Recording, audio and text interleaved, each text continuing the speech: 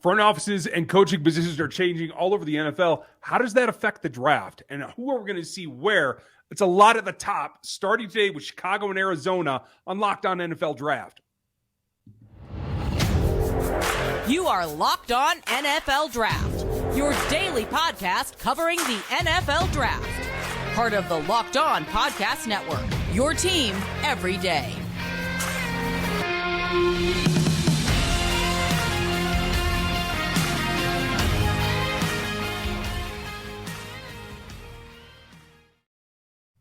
Welcome to another episode of the Locked On NFL Draft Show. I'm your host, former NFL and AFL defensive back Eric Crocker. And of course, as always, I'm joined by my co-host, Ryan Tracy from Rogue Analytics and Locked On Chiefs. You also can find him on Twitter at Ryan Tracy NFL. You can find me on Twitter at Eric_Crocker. And also, one of the hosts of Locked On 49ers. Want to thank you for making us your first listen of the day. And also let you know that today's episode is brought to you by BetOnline. BetOnline has you covered this season with more props, odds, and lines than ever before. That's BetOnline, where the game starts. Ryan, we want to start talking about definitely that number one overall pick, and it's the Chicago Bears. And they have a very interesting situation there, and there's a few different ways that they can take it. All right, but Justin Fields, you traded up to get him a couple years ago, Yep. And I think you can look at that situation and know that all situations that the quarterbacks go into are not created equal, right? You have some teams that go to terrible situations. Look at what Trevor Lawrence had to deal with the Jacksonville Jaguars. They get that coach out of there. They bring in a new head coach with Doug Peterson, and that's been awesome. And what do you know? They're in the playoffs a year after Lawrence just was not good his rookie year. Other guys, Mac Jones, right? He played all his rookie year and went to the playoffs, went to a Pro Bowl. Right. And you say, wow, that's a guy. And then all of a sudden it falls off a cliff the next year when you have a new offensive coordinator where things aren't meshing. And now all of a sudden it's like, whoa, will they try to go and get a new quarterback? Looks pedestrian. Should they go with Bailey Zappi? Like it looks weird. Right. Justin Fields was drafted by a previous regime, a previous GM, previous head coach. And his rookie year, like most of the other rookies, was not great. And then you look at this year, fast forward to this year. I think it's clear that he had to carry a lot of everything that was going on, but there were certain areas of his game that I want to see him progress at, and I don't think he has. Now, you can blame certain, is it the offensive line? Oh, they can't protect. Is it the pass catchers, even though they try to trade for Chase Claypool? Whatever it is, you just know when you're watching, they are really struggling in the passing game. Run game, he's been amazing. Making plays with his legs, amazing. Running for 1,000 yards, all those things, we see all the excitement and the ability. Talent was never his issue. But one thing that was very clear when he was coming out of college, the anticipatory throws just were not there. Yeah. All the ability in the world, most talented quarterback in that class. But he was just a tick late and wanted to wait to see guys open. Well, you can't do that at the next level. And I think that that's leading to some of the things we're seeing from the pocket, whether it's, the anticipatory throws, right? Not having them and then maybe running into sacks or running for his life, having to run for a bunch of yards, pulling the ball down too soon when maybe he can throw it with timing. While a lot of other quarterbacks, they throw it while they're getting hit. He's like, well, I'm not going to take this shot and throw it. I'm just going to do what's comfortable for me. I say all that to say, they got the number one overall pick. Do you think that's a scenario where Chicago Bears say, we're going to reset? We've seen that he's talented. But have we seen enough to where, hey, this is for sure the long-term guy, when you have an opportunity to reset your rookie quarterback's contract and build around another guy? And obviously in that situation, you would trade away Justin Fields. Yeah. Do you think that's something that they'd be open to? It's a really interesting question, and it's two-pronged here for Ryan Poles, who is the new GM in Chicago. He's been there just a year. He was still working for the Chiefs like a week before last year's Senior Bowl, because I remember running into him in Mobile. That was interesting, right? That's a lot of pressure in 1 year. He has a couple things going for him. Lovie Smith, for all you Bears fans, he's helped you out yet again in getting Texans that win, so now you have the number one. But it puts more pressure on the front office, on Ryan Poles, on Ian Cummings, on the entire staff, because it really comes down to that question. Is Justin Fields in 2023, do you project him to be better than one of the top two choices? And everybody's got a little bit of flavor. You know, there's more teams that consider C.J. Stroud possibly the number one overall now. So I can't say what their front office feels. But that's really the question is, do you feel you have enough upside left in Justin that he can surpass, at least in the near term before his rookie contract runs out, both those quarterbacks? I think it's pretty clear to me. I don't know what they think. But it comes down to this. They're making a trade. They're either trading the number one pick or they're trading Justin Fields. Something's happening. There's no way that they can keep both, because I guarantee you his performance will go down the drain if they draft a replacement. If you do that, you can't really afford to keep a top number one overall pick on the bench. If you go quarterback there, you got to play him. So there's no reason to keep both. So one of those trades is going to happen. The question for me is that transition that everybody has to the NFL, he's already made it. Has he struggled? Yes. What do you anticipate for Bryce Young and CJ? That's the big question. Is the delivery of the ball, the understanding of NFL defenses enough from what you've seen from CJ that you can see him making the jump? We all know that he started to use his legs and kind of check that box for all of us, right? The question is for Bryce, can he survive the NFL? That's going to be the question there. It's really projecting those two guys against Justin Fields, in my opinion. What do you think? I think that's a great question, and I think that's one that we'll answer on the other side here. So now it's pinning those two guys, right? Bryce Young, CJ Stroud against Justin Fields as prospects. All right, we'll talk about our thoughts on that and more next. First, we want to tell y'all about our good folks over at LinkedIn, all right? And as a small business owner myself, I know you got to find people, you got to hire people, you got to find the right people. And where's the best way to find them?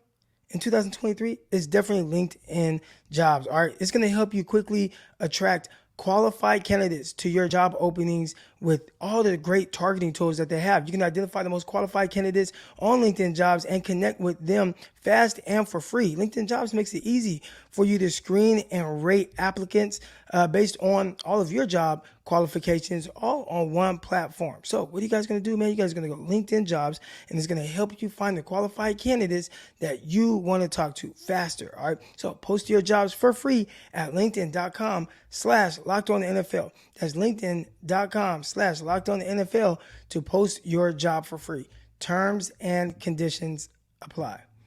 I also want to let y'all know that today's episode is brought to you by Built Bar. All right. And if you're looking for a delicious treat, but you don't want all the fat and calories that come with it, then you got to try Built Bar. All right. We just got through the holidays. I know everybody has the new goal, right? New year, new me. You want to get healthy and all that stuff. Well, if that is the case, then Built is for you. You got to try it. With Built, healthy is actually tasty. And seriously, it's so delicious that you won't think that they are good for you. You're going to be like, no, there's too much sugar in this. No, it's just sweet. And it's very good for you. All right. What makes Built Bar so good? Well, for starters, they're covered in 100% real chocolate. That's right, 100% real chocolate. And they come in unbelievable flavors. You got churro, peanut butter brownie, coconut almond, all kind of amazing flavors that they have for you. And I'm not sure how Built does it, but these bars taste like a candy bar. And while maintaining amazing macros, if you're into counting your macros, this is the best thing for you. Only 130 calories and 4 grams of sugar with a whopping 17 grams of protein. And now you don't need to go order it on Built.com. You know why? Because now you can go to your local Walmart or Sam's Club. And for people like me who we don't have all kind of stores and options here in this little town I live in, Monticello, Arkansas. We have one store, and that is Walmart. And now you can go get Built Bars from there. That's right. Head to your nearest Walmart, walk to the pharmacy section, grab yourself a box of Built Bars, and you can pick up the 4-box cookies and cream, the double chocolate, the coconut puffs. And they also have them at Sam's Club, where you can grab a 13-bar box with all the flavors, brownie batter, churro, everything that you want. So thank me later. And head to your nearest Walmart to go get that. All right, y'all. I want to thank you for making Locked On NFL Draft your first listen every day. And we want to let you know that you need to subscribe right now to the Locked On NFL podcast and daily conversations on the biggest NFL stories, plus in-depth analysis on the biggest games with NFL key predictions every Friday and Monday. Local insiders cover the weekend with 2-game episodes. Locked On NFL, available on YouTube and wherever you get your podcast. exciting times right now, man. It's the playoffs, and everybody's getting ready to play. I know my 49ers, they play this weekend. They play Saturday. They have a quarterback in this draft.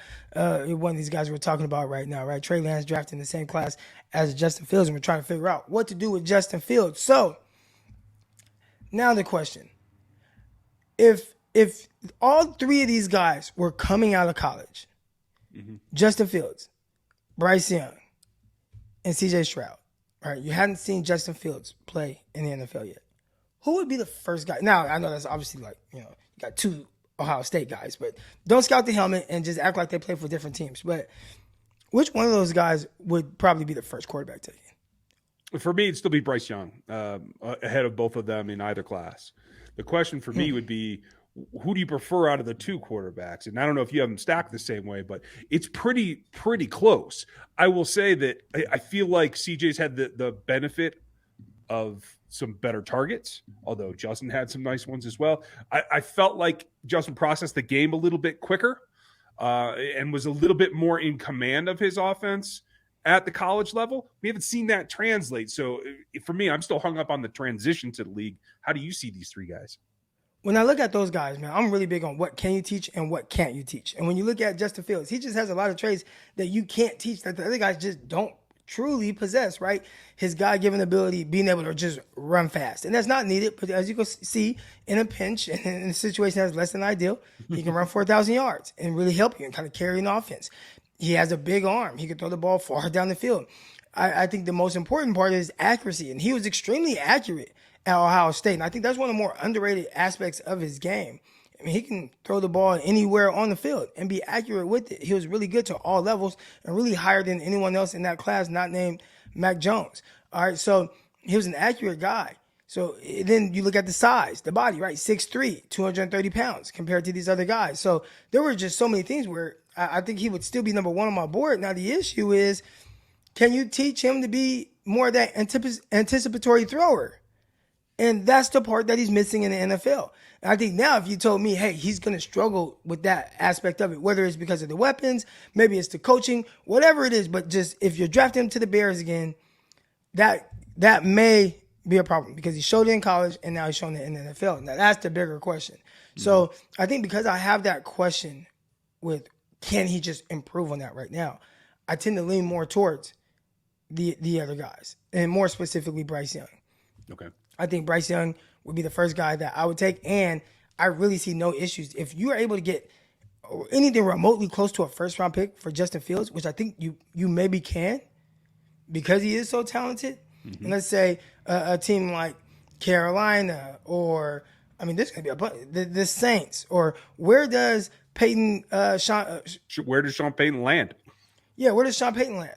Right? Like all these people that are really good with quarterbacks, and it's like, hey, I know exactly how I would use this guy in the situation I would put him in. Man, if you get one of those type of coaches to say, hey, we'll trade a first-round pick for him because we can put him in the right situation. And, I mean, you're just a little bit older than myself, but thanks, man. Do you remember everything that was surrounding Brett Favre when he was traded from the Atlanta Falcons to Green Bay Packers? Like, what were the talks surrounding I'm not that move? old. Dang, dude.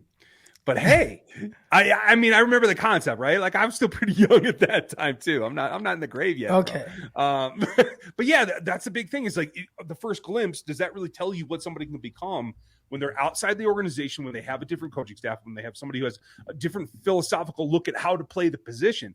I think that's part of the issue. As much as I think Matt Nagy's a good offensive coordinator, I don't know that he's a guy that can solo, raise up and teach an NFL quarterback from a guy that needed work coming out. So if a guy like Peyton, maybe that changes everything. McVay, I don't know. I think the golf experiment, maybe that limits things, but who knows what's going to happen with McVay either. I think it has to be about fit with Justin as well. And right now, because it's a trade and he's under contract with another team, it's really difficult to try to pin down.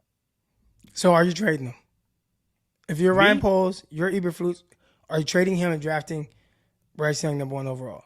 Absolutely not. Not unless somebody just makes me a stupid offer. I'm trading out of that number 1 spot. I'm collecting probably 2 number 1s and a couple of 2s, maybe a 3 as well. And I'm going to stack things around him. I'm going to give him absolutely no excuse. And if it doesn't work out and we're in the top 10 again next year, then I look at what I have to do at that point after having built up the team around him. So if you do end up having to replace him by the end of his rookie contract, you should have better pass protection in place. You should have better weapons in place. You should have a better defense in place.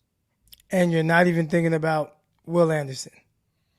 I'm not. Because that's part of it, right? Putting things around him, a guy that can be a game changer, a game wrecker, and now all of a sudden that defense starts to play better. It takes a little bit of pressure off of Justin Fields. It does, but I will say this, and we'll have to talk Will later, but one of my first comps for Will Anderson was a guy who just left there.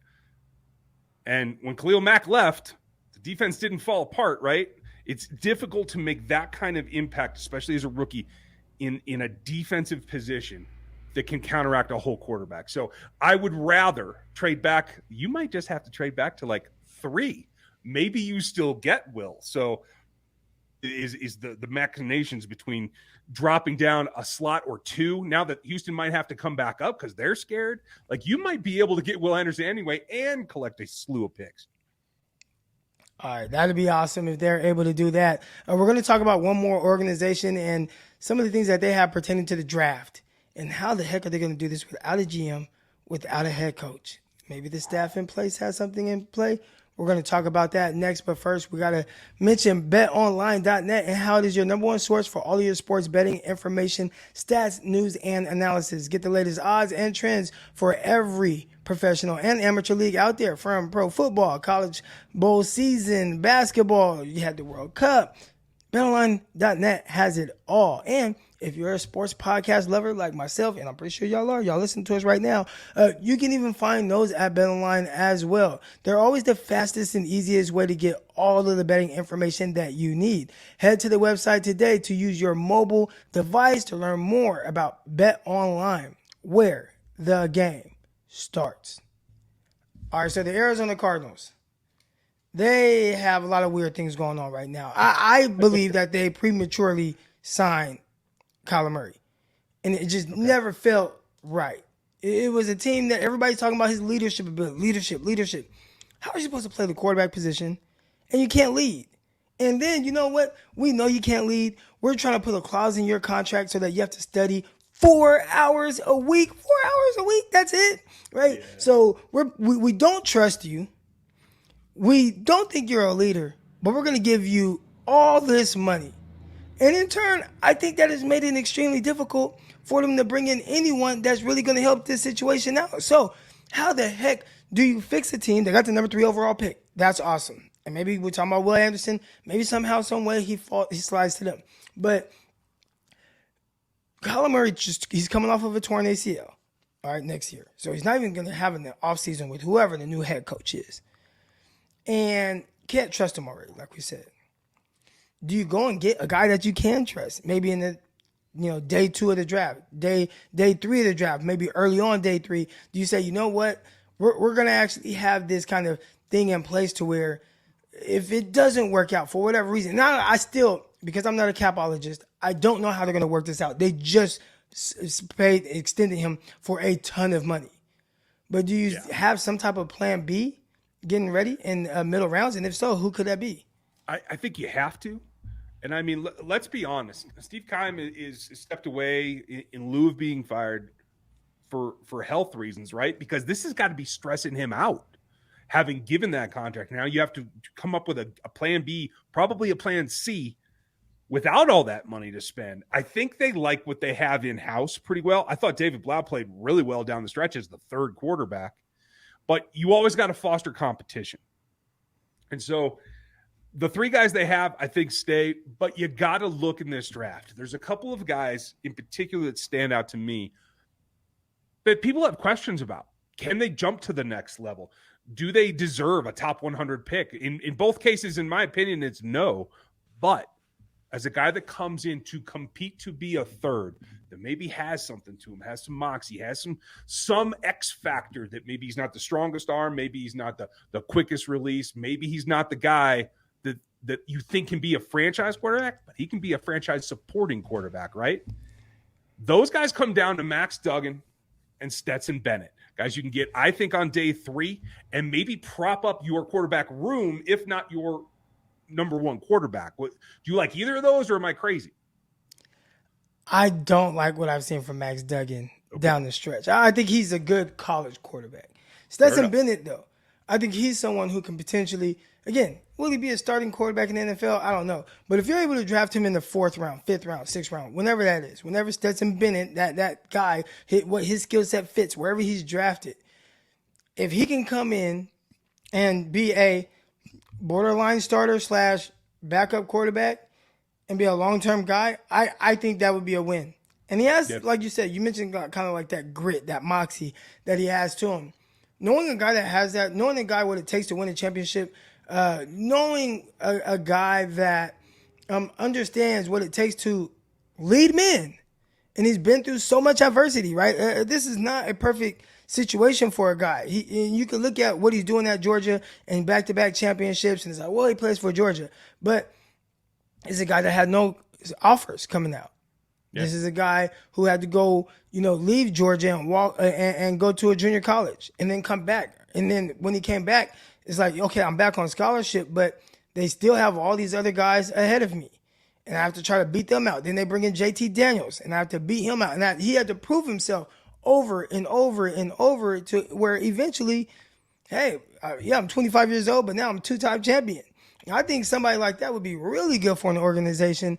And the best thing for him is a guy like Brock Purdy continue to be good, because these are guys that are undersized, maybe don't have the biggest arm, but they have that mobility, and a team could just see it, right? Well, it's like, all right, can we get this type of guy from him? And I think that's the type of guy that he is, if you put the right pieces around him. And I think right now, Arizona Cardinals, they do have it. They have it. Now, we'll see, because you mentioned before we started, they might be in the market for trading Nuke. So, I mean, that's something that will kind of hurt them a little bit, offensively. But even then, I'm pretty sure AJ Green, I think he's done. So you kind of got to start over at the receiver position. They let Christian Kirk walk a couple years ago. So you got to revamp that receiver room. You got a running back there, James Conner. But I think that's the toughest part. Who's going to be the pass catchers for whatever? Trey McBride, I like him. He started coming on towards the end of the year, but really tough situation. I mean, yeah, tough is probably not even the right way to put it. It's crazy.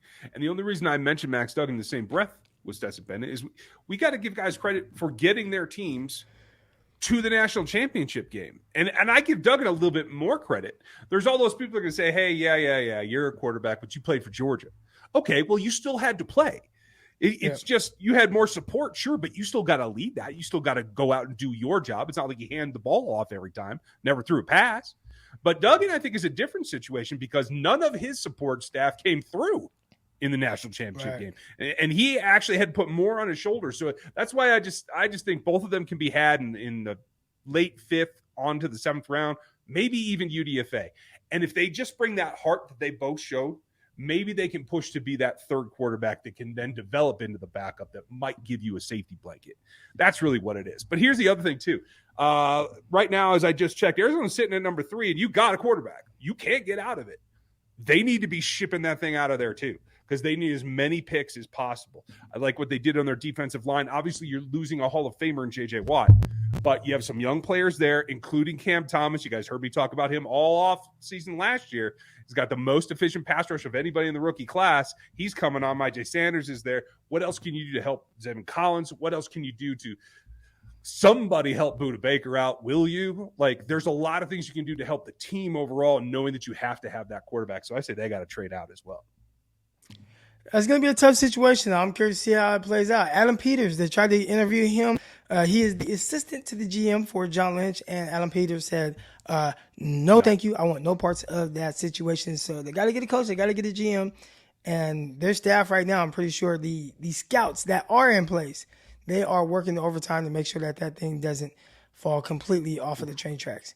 We're going to be back on Monday with another mock draft. So you already know what that means, man. We appreciate y'all and want to thank you for making Locked On NFL Draft your first listen. And now for your second listen, check out the Locked On NFL podcast, bringing you the local insights that you love on the national spotlight with the daily conversations on the biggest NFL stories, which right now we already know what those are. The biggest stories, it's the playoffs. Got all those games coming up this weekend and Monday Night Football. Can't wait for that. And you can get all that information at Locked On NFL, available on YouTube and wherever you get your podcast. But that's going to do it for this episode. Again, I'm Eric Crocker. You can find me on Twitter at Eric_Crocker or Locked On 49ers. You got Ryan Tracy at Ryan Tracy NFL on Twitter. And obviously, of course, Locked On Chiefs and Rogue Analytics. But Mock Monday coming up. We'll see y'all then. Peace.